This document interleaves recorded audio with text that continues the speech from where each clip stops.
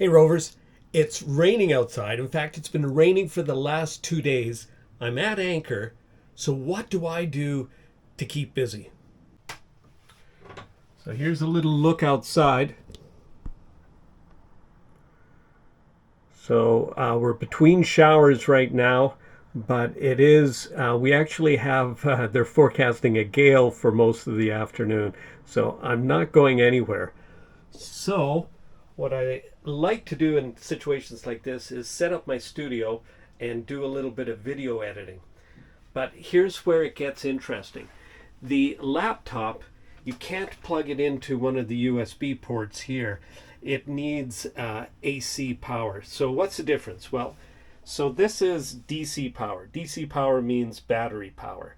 But AC power is the type of power you get from plugs, you know, like a regular wall outlet. So what I have here is the AC60, the Bluetti AC60. And I took this with me because, let me just turn it on. I took the AC60 with me because it is approved by Bluetti for wet and humid environments. So it can operate between 10 and 90% humidity. It has covers all over all the outlets.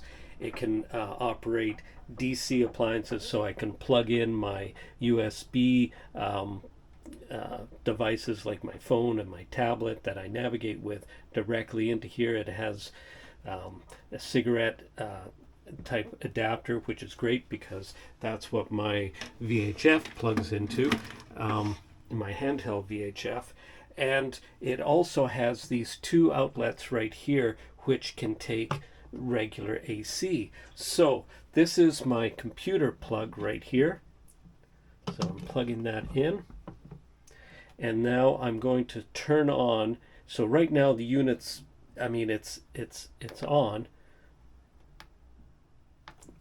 but it's not doing anything. We're not getting any power in and we're not getting any power out.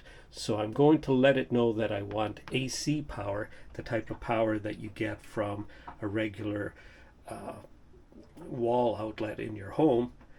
And I've got it plugged into the computer. The computer is sucking out pretty much 80 watts right now while I'm in the editing program. But when I get to the rendering portion of this video, it'll actually require about 150 watts. So, and the other thing is, when you're talking about a computer, you need pure sine wave. That means like a little cheap generator won't produce pure sine wave, and it can really hurt your sensitive electronics. Sensitive in the sense of this, but if you're operating a power drill, it wouldn't matter. So now I'm using power with the computer. So how do I charge this? Well, that's pretty easy. So I've got a cigarette charger here. I plug that in. This is a it's fairly heavy. It should be able to take at least 200 watts. So it's been wired in. It's a heavy duty version, and it's wired directly. I believe it's fused, but it's wired directly into the bus bars. And then the other end of it just looks like this, and you go to the side of the unit and plug it in. So now look what's happening. We're having input of 97, 94, and our output is, you know, it depends on what the computer's asking. I can hear the computer just brought its fan on, so it's going up a little higher. But our input is higher than our output. Very good. Now, if I wanted to operate DC, I'd have to shut off the AC and put the DC on. So that's how I power my devices, my sensitive device, and really, what do I use the inverter? That's what we call this, by the way. When it's just straight battery when it's DC, but when you go to AC, you're inverting the DC into AC. So What else do I use the AC for? I use it for this, for the computer, which is important to me, but I also use it for my power tools. I have like rechargeable power tools, so I recharge the batteries with it, and I also use it for my hair clippers. So those are the only three items that I need AC power for. I mean, you can probably do that stuff with DC, but it's just so straightforward.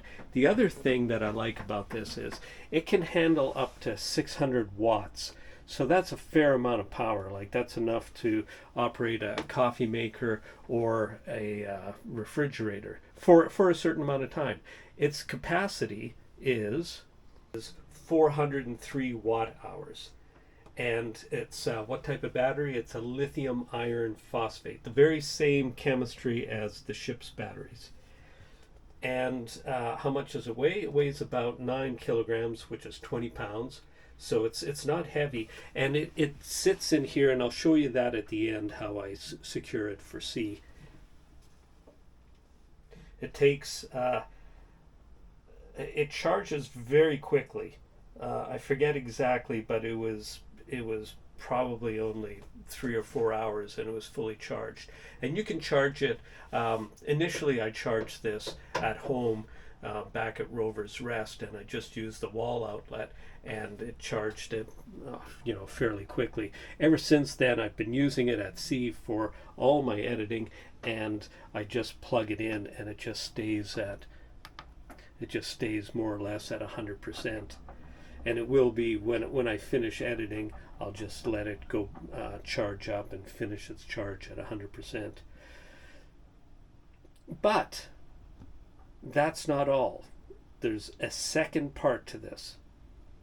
So this is the second part of what Bluetti sent me. This is the B80, and it's an expansion battery for the AC60. They both go together. They're the same size. They're designed to sit one on top of the other. Now, the thing is, the B80 is more or less just a pure battery. It doesn't have the inverter. I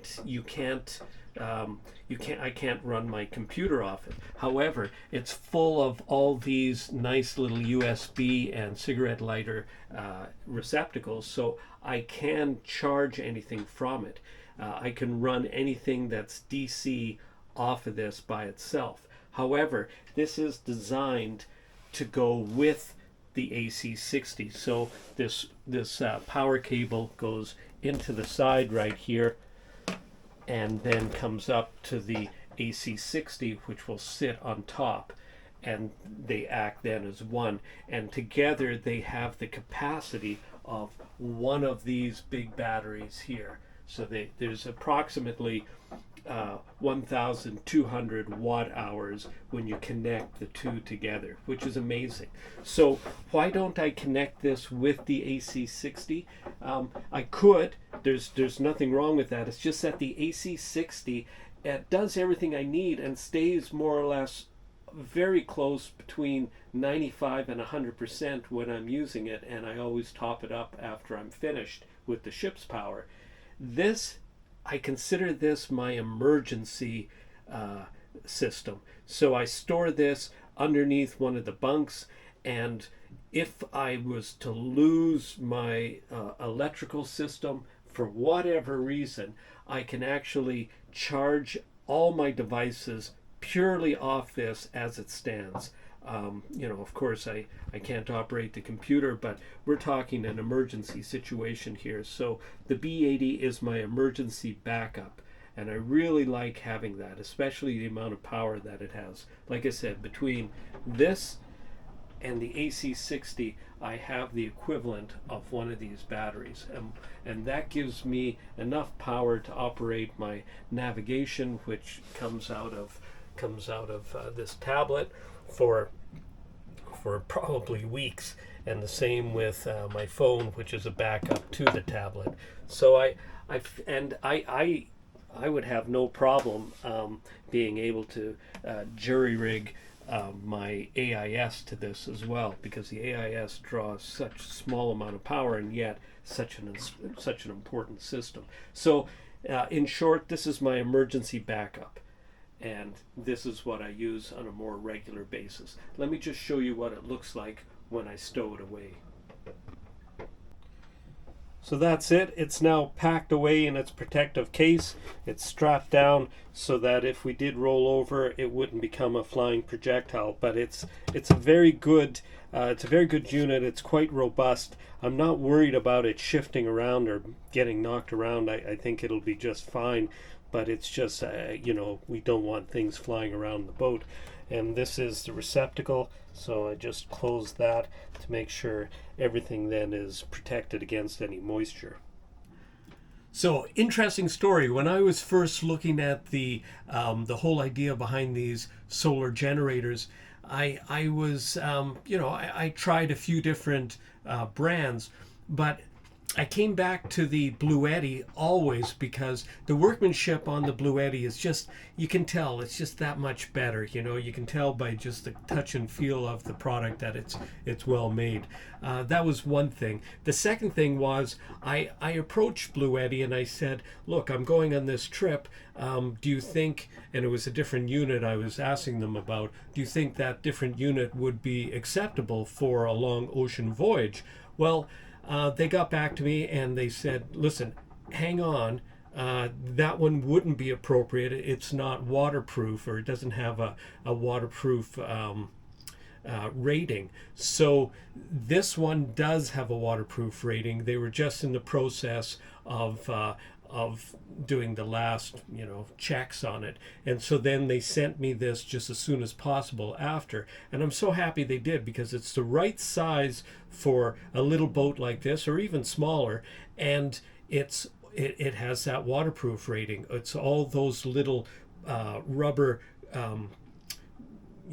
doors and protectors over all the inlets. That's what gives it the waterproof rating. So of course you can't dunk it in the water and expect it to work. It's not, the rating isn't that high, but it is high enough that it's splashes, and if I were to have it outdoor and a little bit of rain got on it, I'd be able to wipe it dry and carry on. So very happy with the unit. It gives me a lot of peace of mind to have the big B80 battery as a backup for if I were ever to lose ship's power, say mid-ocean, and I needed that power for my navigation tools and my radio. And one of the things I think a lot of people don't count on is my little inReach right here.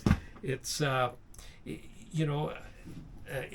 is not sponsoring this video, but I'm able to send messages every day to Mrs. Rover and let her know that I'm all right, because and I need power to operate that. So if I didn't have power and she didn't receive that message, she might start worrying, and yet there is no danger. I'm just without power. So to have that extra power, that auxiliary power, to be able to communicate, keep all my devices topped up, it's really a small price to pay to have the Bluetti 60. Very happy I have it. As always, Rovers, thanks for watching, and forge your own adventure.